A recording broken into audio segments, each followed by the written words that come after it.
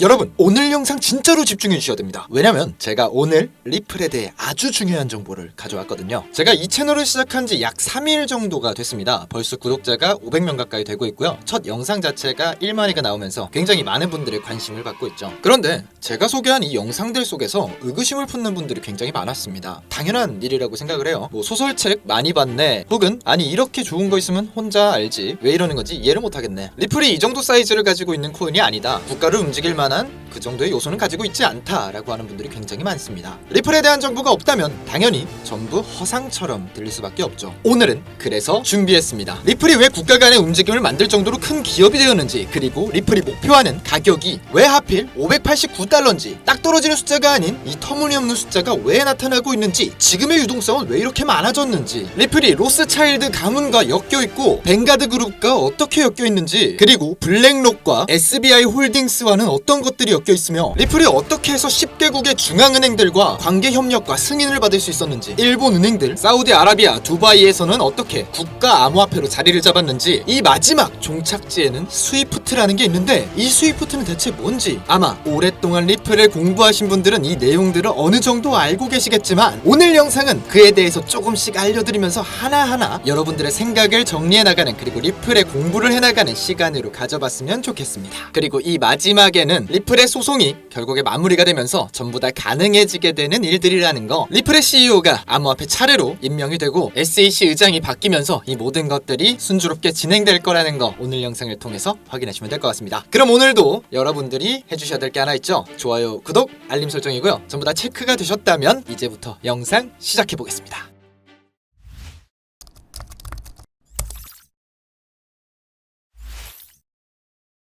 네, 안녕하세요. 오늘도 영상으로 인사드리겠습니다. 여러분들에게 매일 10분 투자의 인사이트를 제공해드리는 수익대학교의 백교수입니다. 오늘은 호재를 준비해오진 않았지만 리플의 잠정적 호재들을 한 번 더 체크하는 시간이라고 생각하시면 될 것 같습니다. 내가 왜 리플을 투자하고 리플의 가치를 어느 정도로 측정하고 있는지, 내 투자 자산이라면 이런 부분들이 굉장히 중요할 거라고 생각하거든요. 지금까지 어떤 호재들이 있었고 과연 어떤 내용들이 있었기 때문에 지금처럼 많은 사람들이 매수를 하고 있고, 업비트 내에서도 항상 상위권의 거래 대금을 유지하고 있는, 매일매일 말도 안 되는 유동성을 만들어가는 이 이유에 대해서 차근차근 알아가 봅시다. 자, 우선 제가 처음으로 보여드리는 이 사진은 리플이 지금까지 어떤 회사들과 연계가 되어 있고, 그리고 마지막으로 뱅가드와의 연관성을 가지고 있는지를 알려주는 겁니다. 자, 여기 나와 있는 대로 여러분들이 아는 회사들이 꽤 많을 거예요. 자, 블랙록 굉장히 유명하죠. 그리고 JP모건, SBI 홀딩스, 그리고 일본의 은행, 스페인 최대의 은행, 그리고 PNC 뱅크까지, 그리고 홍콩의 중앙은행까지, 결국 이 모든 것들은 이곳으로 향합니다.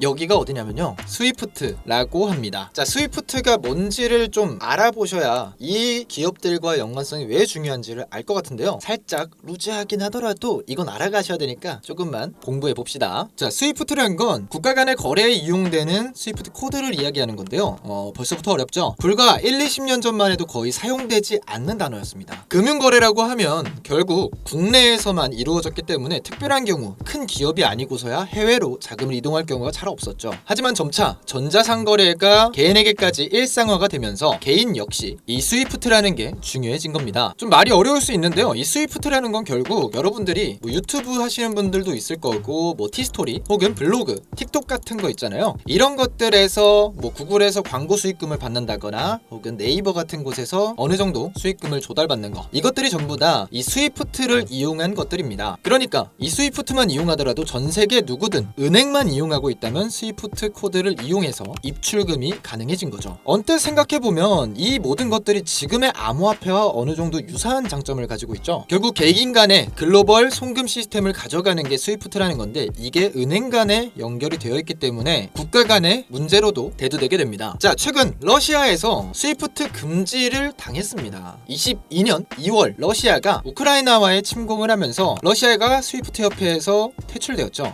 그래서 러시아가 자금적으로 소외된 지역이 돼버린 거예요. 이런 경우들이 생기다 보니까 러시아도 최근에 암호화폐에 대해서 제재를 완화하고 암호화폐를 사용하려고 하는 모습을 보여주고 있죠. 결국 이 스위프트 코드를 모든 사람들이 동평하게, 평등하게 사용할 수 있게 만들자라고 해서 생긴 게 바로 지금의 리플이 되겠습니다. 리플 자체가 이 스위프트를 대체하는 자산이라고 이야기하면서 나오게 됐어요. 그래서 이런 이야기들이 생기는 겁니다. 리플이 스위프트를 대체하게 될 가능성, 그리고 그렇게 되면 리플은 5달러가 가능하다. 스위프트의 거래량 일부만 흡수하게 되더라도 가격이 100달러까지 돌파할 수 있다. 이 100달러 도달은 스위프트를 전부 대체하는 게 아니라 5%에서 10%만 대체해도 100달러 이상으로 치솟을 수 있다. 그리고 이 스위프트를 전부 다 통합하게 된다면, 전부 다 대체하게 된다면 리플은 500달러까지 가능하다. 그래서 스위프트를 100% 대체했다고 이야기했을 때 589달러라는 계산이 나오게 된 겁니다. 자, 우리가 스위프트가 왜 중요한지는 파악을 했습니다. 그러면 이게 실제로 가능한 일인지에 대해서도 파악을 해야겠죠. 이제부터 살짝 재밌을 거예요. 자, 여기 있는 사진을 잘 기억해 보세요. 자, 처음으로 보실 내용은 유대인의 최대 자금이라고 이야기하는 붉은 방패 로스차일드에 대한 이야기입니다. 은행계의 거물이자 암호화폐 투자의 거물인 이 제이콥 로스차일드 경이 87세 나이로 세상을 떠납니다. 로스차일드는 이미 영향력의 금융시장을 넘어 굉장히 큰 무대로 나아갔습니다. 자, 이게 리플과는 상관없어 보이잖아요. 자, 근데 로스차일드에서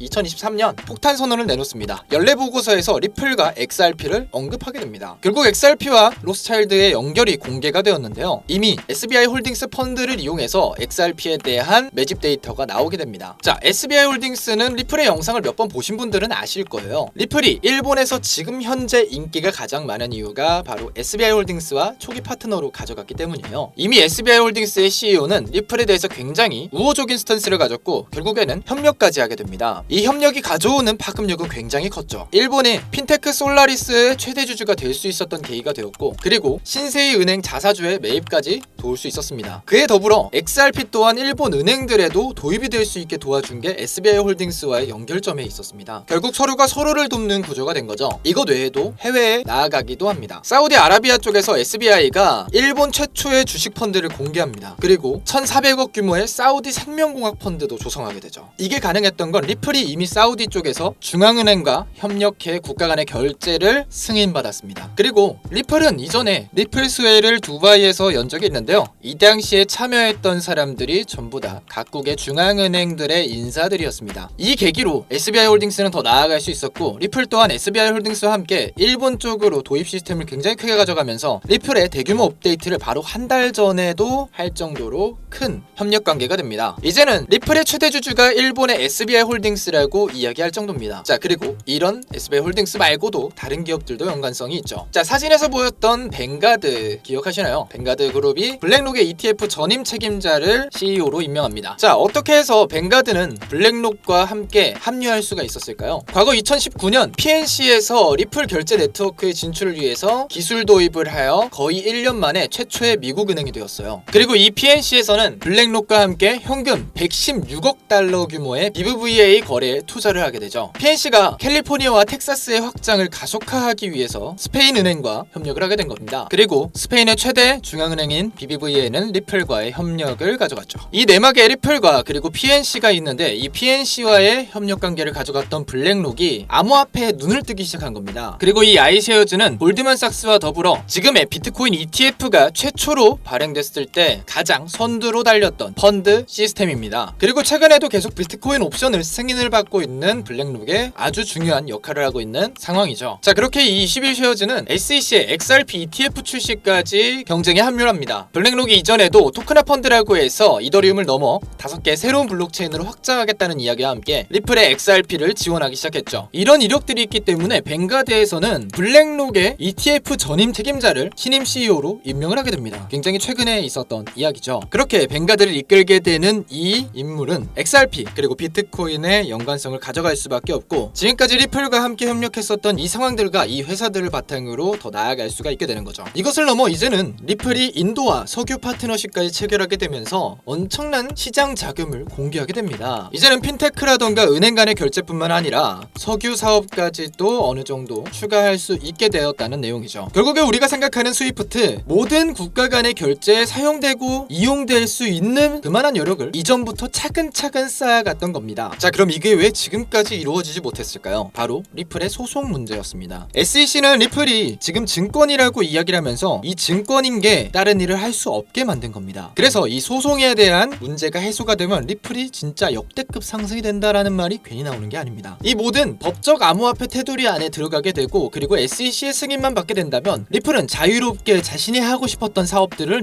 해나갈 수가 있게 되는 거죠. 그래서 최근에 리플의 CEO가 암호화폐 차르 트럼프 백악관에서 암호화폐 암호화폐의 책임자로서 앉게 되는 것, 그리고 리플의 소송을 비판했던 암호화폐 업계의 의장이었던 폴 애킨스가 이번에 SEC 의장으로 앉게 되는 것들이 이 모든 것들의 시작이라고 볼 수가 있습니다. 조금 어려운 내용이었지만 이해가 되시는 분들이 있을까요? 로스차일드부터 시작해서 뱅가드 그리고 블랙록 각국의 중앙은행들에서 어떻게 승인을 받게 됐는지, 이런 기업들이 있기 때문에 서로가 서로를 도와주는 입장에서 리플이 결국 10개국의 중앙은행과 이 CBDC 관련 협력을 할 수 있었는지, 그리고 일본 내 자국에서 가장 빠르게 암호화폐로 리플이 왜 도입이 되었는지 이제는 어느 정도 이해가 되셨을 거라고 생각을 합니다. 그리고 이 CBDC 관련해서는 오늘 영상이 꽤 길어질 것 같아서 CBDC를 사용하는 국가들도 있어요. 국가들도 어느 정도 리플을 화폐로 사용하게 되는데 은행을 사용할 수 없는 국가들이 리플을 사용한다고 합니다. 이 부분들도 다음 영상이라던가 아니면 나중에 다시 한 번 더 사람들이 궁금증이 많아졌을 때 그때 여러분들에게 영상을 통해서 알려드릴 테니까요. 오늘 영상은 살짝 쉬어가는 시간이자 여러분들이 리플을 공부하는 시간이었다라고 생각을 하시면 될 것 같습니다. 이거보다 더 많은 내용들이 있는데 영상이 너무 길어지면 여러분들이 너무나 머리가 터져버릴 것 같아서 제가 이 정도만 준비했으니까요. 여러분들도 한번 오늘 영상 곱씹어보면서 왜 제가 국가 간의 움직임에 있어서 리플이 중요한 움직임을 가져가고 있는지, 리플의 가격이 왜 움직이게 되는지, 왜 연방준비제도는 최근에 리플을 승인했는지, 토레스 판사가 미국 은행들이 XRP를 사용할 수 있도록 허가 문서를 공개했다는 내용들이 왜 나왔는지, 이런 것들을 한 번 더 생각을 해보시면 좋을 것 같습니다. 오늘 내용이 살짝 재미있을 수도 있지만 어려웠을 수도 있을 것 같아요. 조금 더 여러분들이 똑똑하게 투자했으면 좋겠다고 생각을 해서 준비해온 영상이니까요. 오늘 영상도 재밌게 봐주셨다면 좋아요, 구독, 알림 설정 한 번씩만 부탁드리겠고요. 앞으로도 계속 좋은 영상들과 좋은 내용들로 여러분들에게 인사드리도록 하겠습니다. 매일 10분 여러분들에게 투자 인사이트를 제공해드리는 수익대학교의 백교수였습니다. 오늘 영상도 끝까지 봐주셔서 정말 감사합니다.